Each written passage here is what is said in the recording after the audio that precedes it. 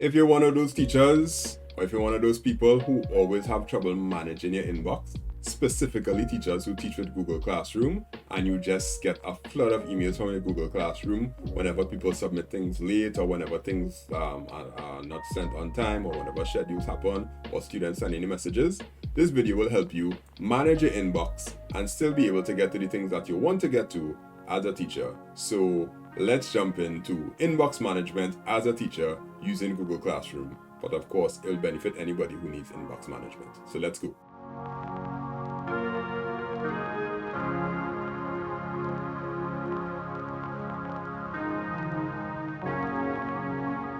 So here we have my inbox. This is my actual school email inbox. And you can see that there are a flood of emails that say the same thing. Submitted late, submitted late, submitted late, submitted late, submitted late, submitted late. What happened is that I gave an assignment and I gave it a specific time, but I ended up giving the students extra time, but I didn't go into the assignment to change the time that it was supposed to be submitted. So Google Classroom was just like, oh, well, everybody submitted late, so I need to send you an email for all of them. And that could flood your inbox very quickly because I have 72 emails inside here. And at the start of the day today, I probably only had like about 40, which I probably had to filter out and check too, right? Now, mine might be modest of 72. Some of y'all might have 720 things in your inbox and you probably just didn't like take the time to try to clear it out. So how do we manage all of these Google Classroom emails? There are two ways that you could do it. One is you could manage it at the source and determine which emails are actually sent to you. And then the next way is to create a filter. So I'm going to show you how to manage it at the source, and then I'll show you how to create a filter so you can easily manage your time and most of all manage the emails that you get from Google Classroom. So if you click on the top left hand side, you see the three dots, that's the menu.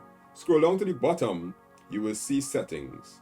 Settings now will give you the settings for your Google Classroom. Notice the first setting is notifications, email. You can just take this whole thing off and say, no, I don't want to receive any notifications from Google Classroom. That would be kind of drastic as a teacher. You may want to receive emails still because you need to know what's going on. So let's not do that. Let's go and see what we can turn off or turn on. So notice there are comments where you have comments under your post. I have that off because sometimes I put a post in the classroom and any children will just be commenting on it over and over and over and over and over. And that will just flood my inbox with the fact that they all left comments, which I do really want to because I could go in the classroom and read the comments after. So I took that off. Comments that mention you. Like normal social media, when you put the @ and somebody's name, you will be able to mention them and they could get a notification directly saying that somebody mentioned them. So when you put comments that mention you, if somebody puts the @ they will see that they could put your email address and that email address will automatically allow them to notify you that they commented because they want you to see it. So I'm leaving that on. Private comments on work, of course, I'm leaving that on because if I leave a comment for children, I want them to be able to give me a response and I must be able to respond to them.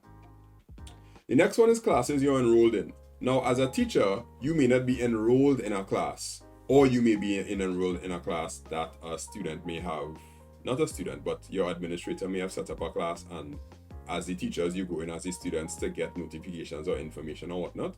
So you could tune those settings as you want to, depending on what you do. If you're not enrolled in a class, well, you can just take them off. It's okay. Classes you teach. What you want to do is you want to go and check classes you teach because this is the important one. I have late submissions of student work off because I don't want to get an email every single time a student submits something late. I just want to be able to, if I go into the classroom and I'm correcting the assignments, I could see that, okay, I will definitely see submitted late underneath the assignment. So I don't need to get an email for that because if I make the mistake that I did, which is not change the assignment due date, everybody will be seen as late. And that's 36 emails one time.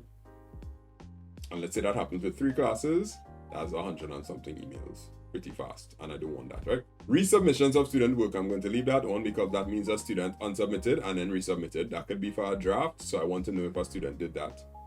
Invitations to co-teach classes, I want that on. Yes, that's important. And scheduled or published posts failed, I want that also. So if I publish a post or I schedule something and it's published, I want to get a notification that my post was published, or it failed. Why would it fail? That's why I need the email. But to make things even better, if you go down, you will see all of the classes that you have. So the settings that you have set up here, you can now apply that to a class by putting it on. Or if you don't want to receive any notifications at all from a class, you could just switch it off. And if you switch it off, it will never give you an email. And that's a good thing. So these are the email notices. So you could get it at the source and cut them off. However, if you want to make things a little better and the emails that you do get, you want to be able to manage them easily, we could head over to the inbox. Create a filter. What a filter does is as soon as the email comes into the inbox, imagine an imaginary mail person in the background, like a mailman, will sort it and put it in a particular folder for you to come and check it when you need to. So to create a filter, what you want to do is you want to choose one of the emails that looks like one of the things you want to filter. So mine is this classwork assignment that everybody submitted late because of my mistake. I'm going to click on one of them. Then I'm going to choose filter messages like these. When I click filter messages like these, I'll get this filter box popping up here. And in this filter box, I have the from, and I could say exactly who it's from. So if I want to filter messages from a specific person, I could do this exact same thing. But in this case, I don't want to filter it from a particular email address, so I'm going to take that out. What I want to filter is anything that has the words Google Classroom. What I will do is anything that has the word Google Classroom in it, I will be able to pull it out and treat it a particular way. So watch what happens when I click search. Everything that has the word Google Classroom in it will come up in my inbox. That's there. What I want to do is click back on advanced search. Clicking on advanced search. I'll get back the same box. And now I want to create a filter. Why do I want to create a filter? Because anything that has Google Classroom on it, I want to send it to a particular folder. So I click create filter. And the first thing I want to do is I want to mark it as read, because I don't want it to come up as an unread message in my inbox. I want to read it whenever I feel like it, right? I want to choose apply label, and I'm clicking choose label and create a new label, and I will say classroom notifications, and I click create. So I'm going to create a folder called classroom notifications. Anything that comes from Google Classroom will go to that folder. And then the last thing I want to make sure I do is I want to click also apply to matching conversations. That means any conversation that has Google Classroom in it or any email that has Google Classroom in it will go to this place. So it's a neat way to manage all of your stuff. When I click create filter, take note, my inbox is now at 71. When I click create filter, my inbox will drop to, let's say 40 something. Let's see what it drops to. Yeah, my inbox dropped to 49. So I dropped to 49 unread emails. Now those 49 unread emails will probably be emails that I wanted to get from specific people, or things that I most likely have to read, but they would have gotten lost in the clutter of all the notifications from Google Classroom. So what I do now is when I'm ready to go and check my classroom notifications, I could come out of the inbox view and I could click on the classroom notifications view, and every single thing Google Classroom sent for whatever period of time will be there and it'll be marked already. So I could just browse through that to see if there's anything that was important, like a comment from a child. What this does is it gives you the ability to now manage when you check your classroom stuff. And one of the big problems that we have is that our emails are being bombarded and our work time is being clouded up with our personal time. But now you could say, okay, my work time is this. In the morning, I'm going to check to see the notifications I got from the Google Classroom the night before.